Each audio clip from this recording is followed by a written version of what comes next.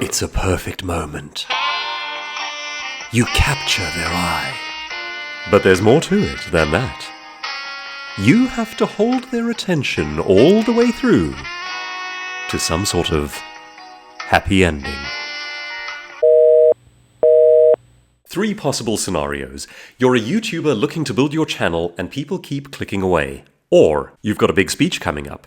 You're terrified of losing your audience to their phones, a passing aeroplane, someone at the side of the room wearing tight pants. Or you're about to do a big pitch, lose them, and there are consequences to your career. It's easy to hold your audience if you know how. I'll show you. Today's idea is brought to you by the glowing blue head of wisdom. Here's how you do it, and it's a 2-part formula. I'll demonstrate.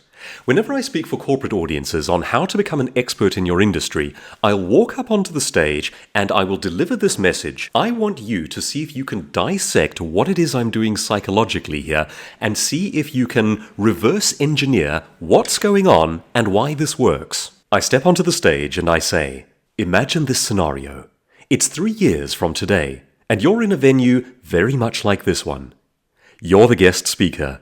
You've killed it, and the whole auditorium is applauding you. As you walk out, your phone rings. It's the local radio station.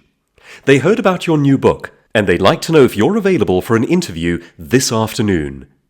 You lower yourself into your luxury vehicle and drive out of the lot, high on life, full of purpose, and thinking about everything that has changed in your world.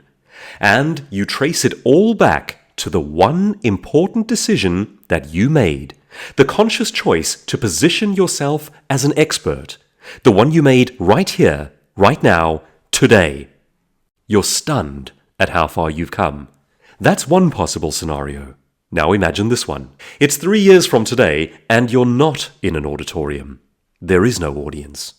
In fact, you're in the same bland cubicle at work. Your salary has stayed the same, but your costs have gone up. You're frustrated by the mundane nature of your daily slog and feeling like no more than a cog in a meaningless system. Nothing that you do seems to matter. All of this despite the fact that today you could have chosen differently.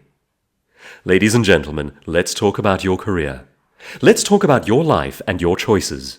Let's talk about what it might take to position yourself as a top expert in your industry, and to do so by design, starting today. Right, what did I do? Well, plenty.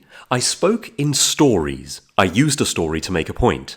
I spoke in moving imagery that you saw in the theatre of your own mind. Sure, all of that.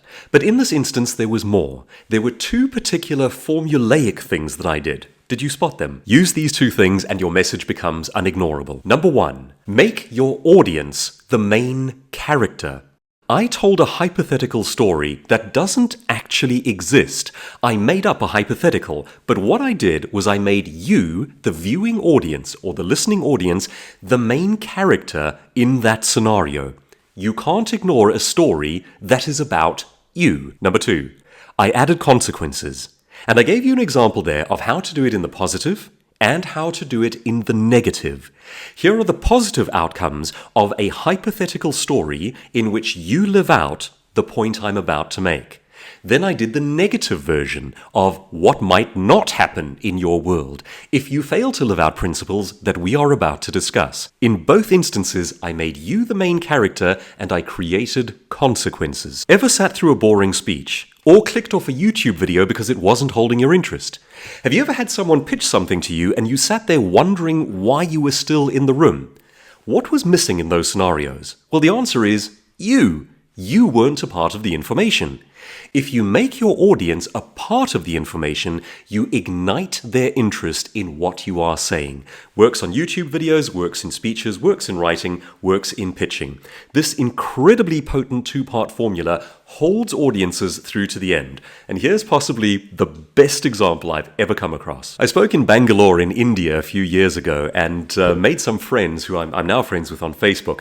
And this is a recent post and it just captures the principle so perfectly. No father has ever explained the importance of studies in such an awesome way to his son. With every wrong answer that you write in your exam paper, your future honeymoon shifts from Switzerland to Thailand to Goa to Ooty, to Mysore, to Hotel Annapurna, or to a relative's house, or ultimately under the ceiling fan at your wife's place.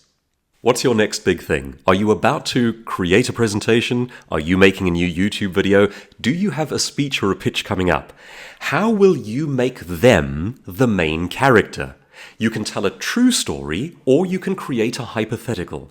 Hypotheticals are exceptionally good. Remember to add consequences. Your consequences can be positive, or they can be negative, or you can do both. And that A versus B of doing both can be incredibly powerful. Quick tip. Don't say, I'd like to tell a story. Just go straight into it. Infinitely more effective. Like this. You walk onto your stage, you start your camera, you say, imagine the scenario. You've been hiking through jungle for 3 hours.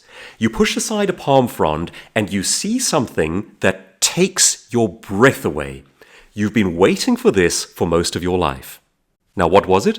Well, I don't know. I just made that up. But the fact is, you have to know because I put you in the driver's seat. You are the main character in that story, and it sounds like there are consequences. If you'd like to pick up a couple more tips on how to be a mesmerizing presenter, click on this link.